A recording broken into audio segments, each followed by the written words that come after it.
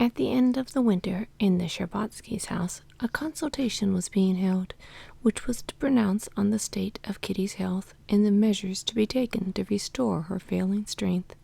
She had been ill, and as spring came on, she grew worse. The family doctor gave her cod liver oil, then iron, then nitrate of silver.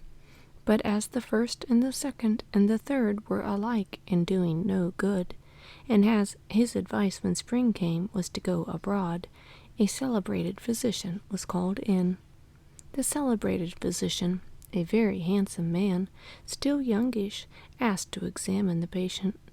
He maintained, with peculiar satisfaction, it seemed, that maiden modesty is a mere relic of barbarism, and that nothing could be more natural than for a man still youngish to handle a young girl unclothed.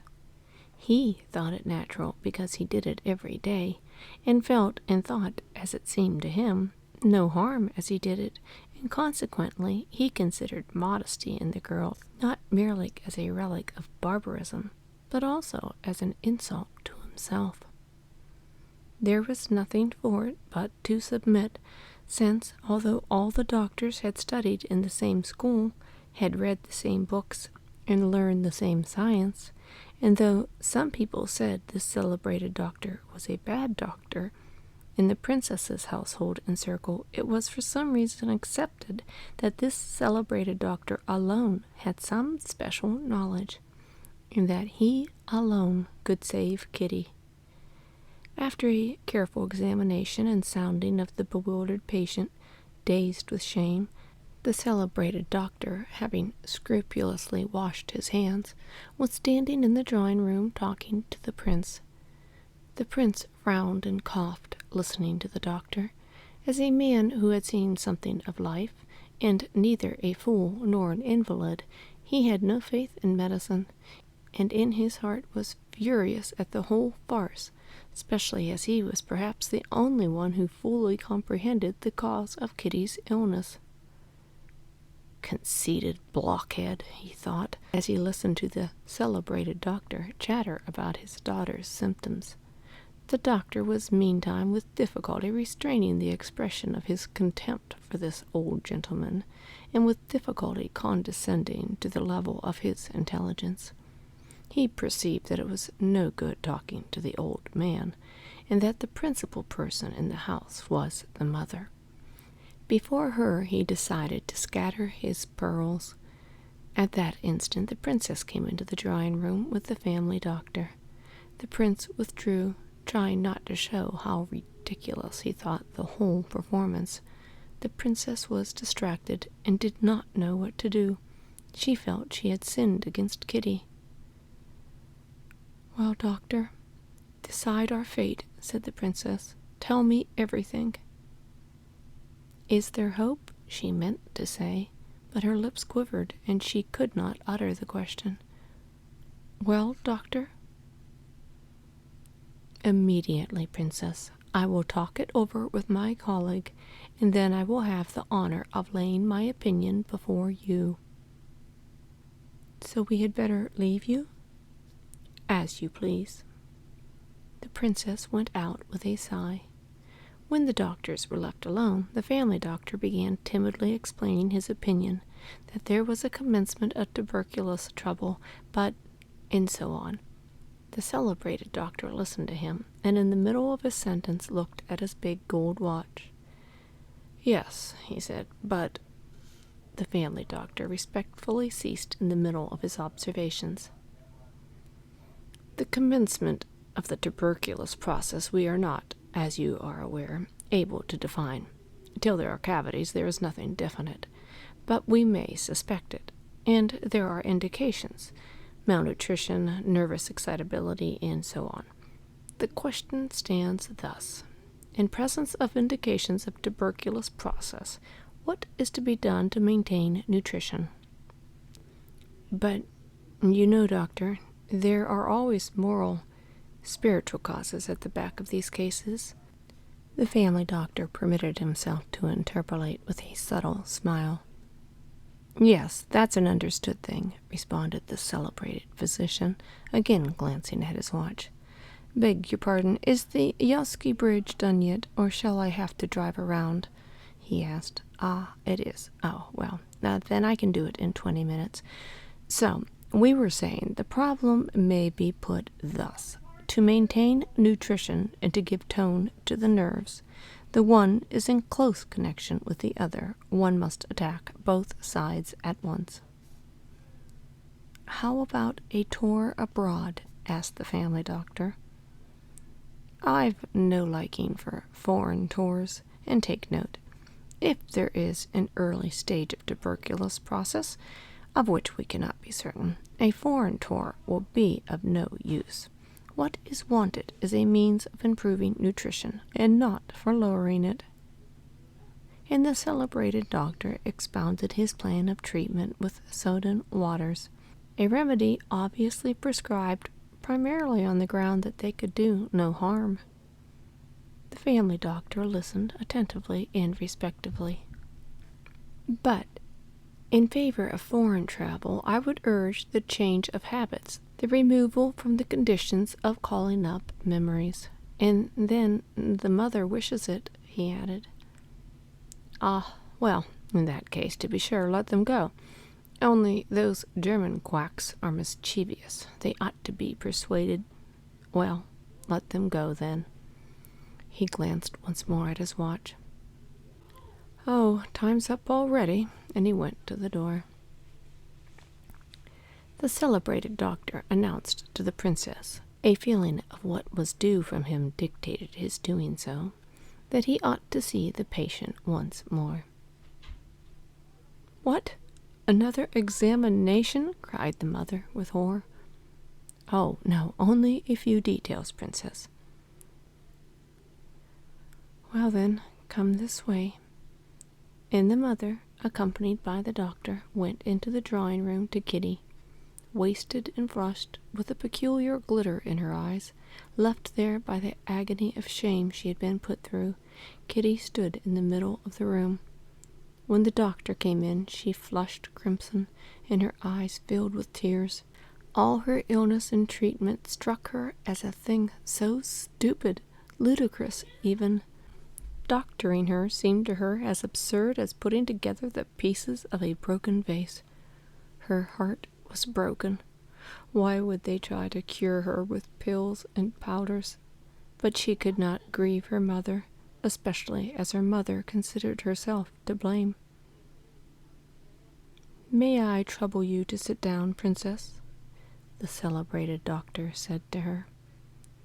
He sat down with a smile, facing her, felt her pulse, and again began asking her tiresome questions. She answered him, and all at once got up, furious. Excuse me, doctor, there is no point to this. This is the third time you've asked me the same thing. The celebrated doctor did not take offense. Nervous irritability, he said to the princess when Kitty had left the room. However, I had finished. And the doctor began scientifically explaining to the princess, as an exceptionally intelligent woman, the condition of the young princess, and concluded by insisting on the drinking of the waters, which were certainly harmless.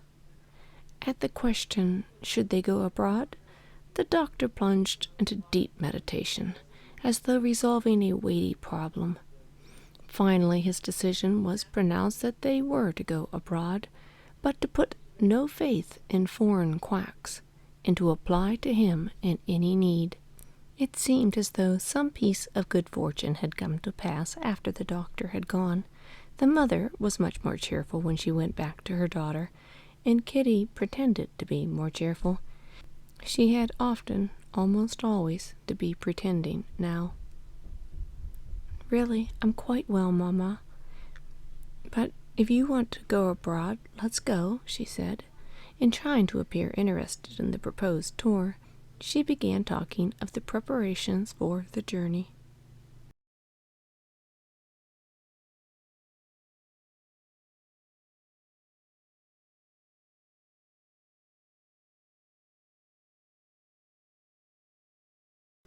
Chapter 2.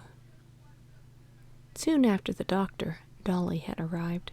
She knew there was to be a consultation that day, and though she was only just up after her confinement, she had another baby, a little girl born at the end of winter. Though she had trouble and anxiety enough of her own, she had left her tiny baby and a sick child to come and hear Kitty's fate, which was to be decided that day. "Well, well," she said, coming into the drawing-room without taking off her hat. "You're all in good spirits. Good news, then?" They tried to tell her what the doctor had said, but it appeared that, though the doctor had talked distinctly enough and at great length, it was utterly impossible to report what he had said. The only point of interest was that it was settled that they should go abroad. Dolly could not help sighing. Her dearest friend, her sister, was going away, and her life was not a cheerful one. Her relations with Stepan Arkadyevitch after their reconciliation had become humiliating. The union Anna had cemented turned out to be of no soft character, and family harmony was breaking down again at the same point. There had been nothing definite, but Stepan Arkadyevitch was hardly ever at home. Money, too, was hardly ever forthcoming, and Dolly was continually tortured by suspicions of infidelity, which she tried to dismiss, dreading the agonies of jealousy she had been through already. The first onslaught of jealousy, once lived through, could never come back again, and even the discovery of infidelities could never now affect her as it had the first time. Such a discovery now would only mean breaking up family habits, and she let herself be deceived, despising him and still more herself for the weakness. Besides this, the care of the large family was a constant worry to her. First, the nursing of her young baby did not go well. Then the nurse had gone away. Now one of the children had fallen ill. "Well, how are all of you?" asked her mother. "Ah, Mamma, we have plenty of troubles of our own. Lily is ill, and I'm afraid it's scarlatina. I have come here now to hear about Kitty, and then I shall shut myself up entirely, if, God forbid, it be scarlatina." The old prince, too, had come in from his study after the doctor's departure, and after presenting his cheek to Dolly and saying a few words to her, he turned to his wife. "How have you settled it? You're going? Well, and what do you mean to do with me?" "I suppose you'd better stay here, Alexander," said his wife. "That's as you like." "Mamma, why shouldn't Father come with us?" said Kitty. "It would be nicer for him, and for us, too." The old prince got up and stroked Kitty's hair. She lifted her head and looked at him with a forced smile. It always seemed to her that he understood her better than anyone in the family, though he did not say much about her. Being the youngest, she was her father's favorite, and she fancied that his love gave him insight. When now her glance met his blue, kindly eyes looking intently at her, it seemed to her that he saw right through her, and understood all that was not good that was passing within her. Reddening, she stretched out towards him, expecting a kiss, but he only patted her hair and said, "These stupid chignons, there's no getting at my real daughter. One simply strokes the bristles of dead women. Well, Dolinka," he turned to his elder daughter, "what's your young buck about, huh?" "Nothing, Father," answered Dolly, understanding that her husband was meant. "He's always out. I scarcely ever see him," she could not resist adding, with a sarcastic smile. "Why, hasn't he gone into the country yet, to see about selling that forest?" "No, he's still getting ready for the journey." "Oh, that's it," said the prince. "And so am I to be getting ready for a journey too?" "At your service," he said to his wife, sitting down. "And I tell you what, Kasia," he went on to his younger daughter, "you must wake up one fine day and say to yourself, 'Why, I'm quite well and merry and going out again with Father for an early morning walk in the frost.' Right?" What her father said seemed simple enough. Yet at these words Kitty became confused and overcome like a detected criminal. Yes, he sees it all, he understands it all, and in these words he's telling me that though I'm ashamed, I must get over my shame. She could not pluck up spirit enough to make an answer. She tried to begin, and all at once burst into tears and rushed out of the room. "See what comes of your jokes," the princess pounced down on her husband. "You're always—" She began a long line of reproaches. The prince listened to the princess's scolding rather a long while without speaking, but his face was more and more frowning. "She's so much to be pitied, poor child, so much to be pitied, and you don't feel how it hurts her to hear the slightest reference to the cause of it. Oh, to be so mistaken in people," said the princess, and by the change in her tone both Dolly and the prince knew she was speaking of Vronsky. "I don't know why there aren't laws against such base, dishonorable people." "Oh, I can't bear to listen to you," said the prince gloomily, getting up from his low chair and seeming anxious to get away, yet stopping in the doorway. "There are laws, madam, and since you've challenged me to it, I'll tell you who's to blame for it all. You and nobody else. Laws against such young gallants there have always been, and there still are. Yes, if there has been nothing that ought not to have been, old as I am, I'd have called him out to the barrier, the young dandy. Yes, and now you physic her and call in these quacks." The prince apparently had plenty more to say, but as soon as the princess heard his tone, she subsided at once, and became penitent, as she always did on serious occasions. "Alexander, Alexander," she whispered, moving to him and beginning to weep. As soon as she began to cry, the prince too calmed down. He went up to her. There, that's enough, that's enough. You're wretched too, I know. It can't be helped. There's no great harm done. God is merciful, thanks," he said, not knowing what he was saying, as he responded to the tearful kiss of the princess that he felt on his hand, and the prince went out of the room. Before this, as soon as Kitty went out of the room in tears, Dolly, with her motherly family instincts, had promptly perceived that here a woman's work lay before her, and she prepared to do it. She took off her hat and, morally speaking, tucked up her sleeves and prepared for action. While her mother was attacking her father, she tried to restrain her mother, so far as filial reverence would allow. During the prince's outburst, she was silent. She felt ashamed for her mother, and tender towards her father for so quickly being kind again. But when her father left them, she made ready for what was the chief thing needful, to go to Kitty and console her. "I'd been meaning to tell you something for a long while, Mamma. Did you know that Alevin meant to make Kitty an offer when he was here the last time? He told Stiva so." "Well, what then? I don't understand." "So, did Kitty perhaps refuse him? She didn't tell you so?" "No, she has said nothing to me either of one or the other. She's too proud, but I know it's all on account of the other." "Yes, but suppose she has refused Alevin, and she wouldn't have refused him if it hadn't been for the other, I know. And then he has deceived her so horribly." It was too terrible for the princess to think how she had sinned against her daughter, and she broke out angrily. "Oh, I really don't understand. Nowadays they all will go their own way, and mother's haven't a word to say in anything, and then—" "Mamma, I'll go up to her." "Well, do. Did I tell you not to?" said her mother.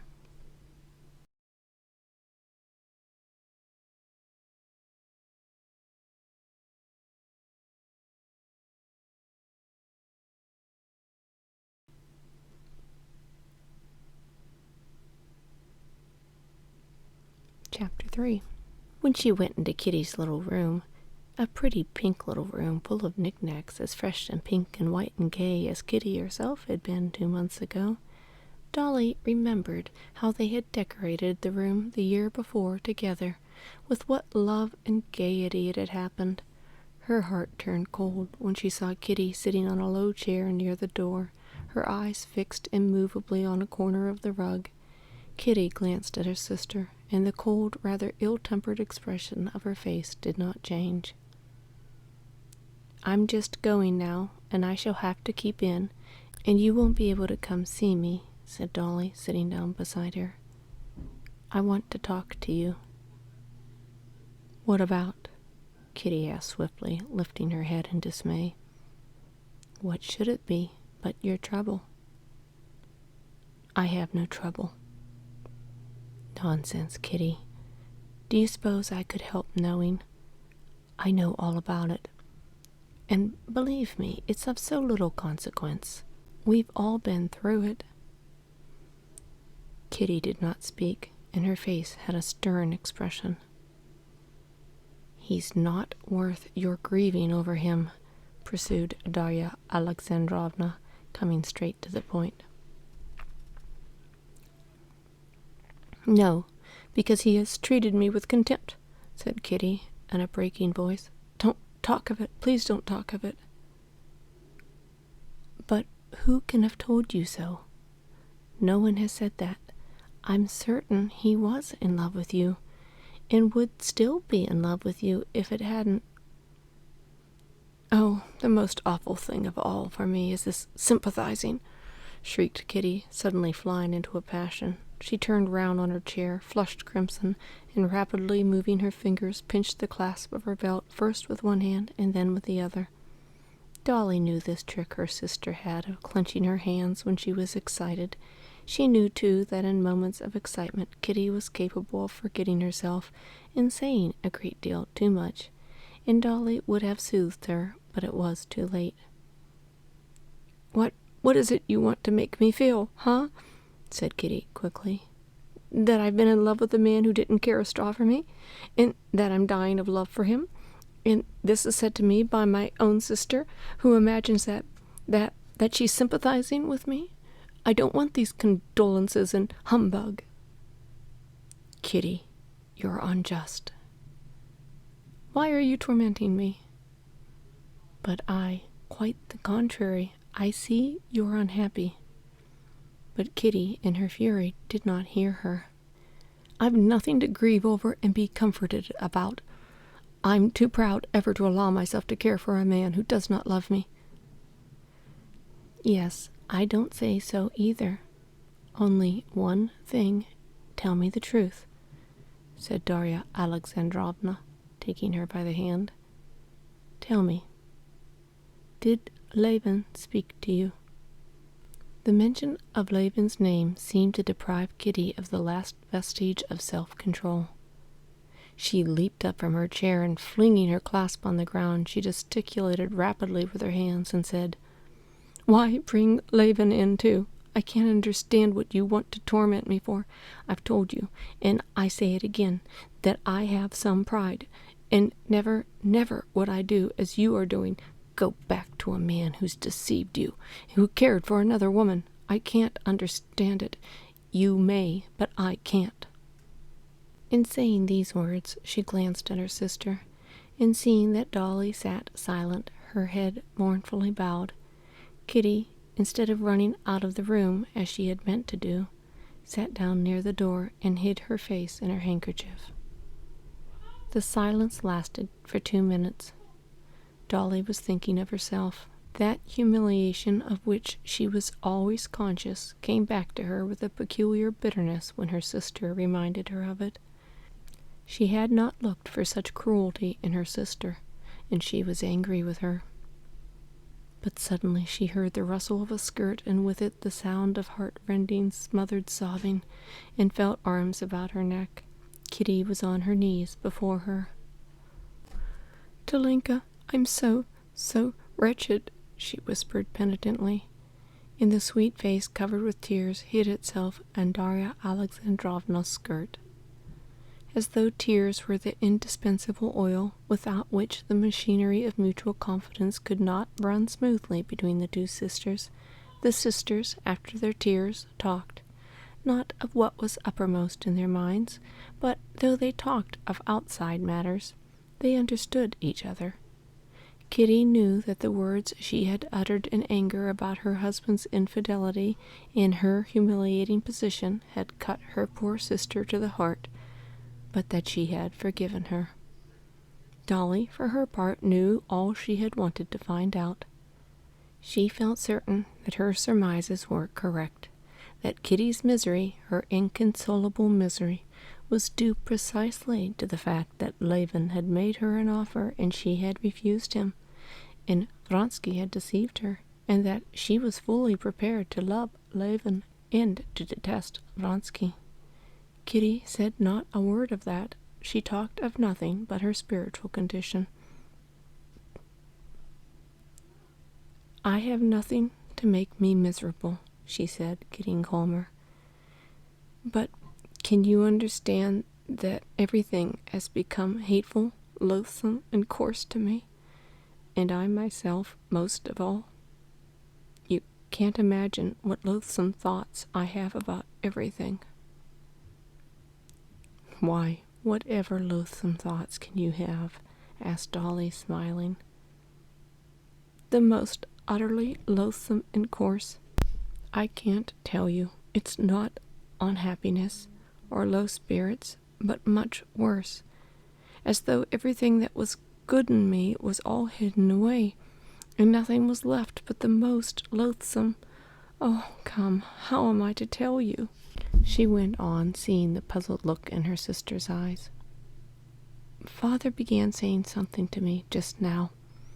It seems to me he thinks all I want is to be married. Mother takes me to a ball. It seems to me she only takes me to get me married off as soon as may be, and to be rid of me. I know it's not the truth, but I can't drive away such thoughts. Eligible suitors, as they call them. I can't bear to see them. It seems to me they're taking stock of me and summing me up.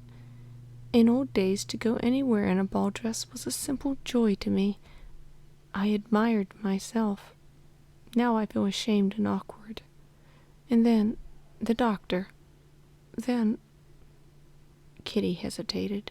She wanted to say further that ever since this change had taken place in her, Stepan Arkadyevitch had become so insufferably repulsive to her, and that she could not see him without the grossest and most hideous conceptions rising before her imagination.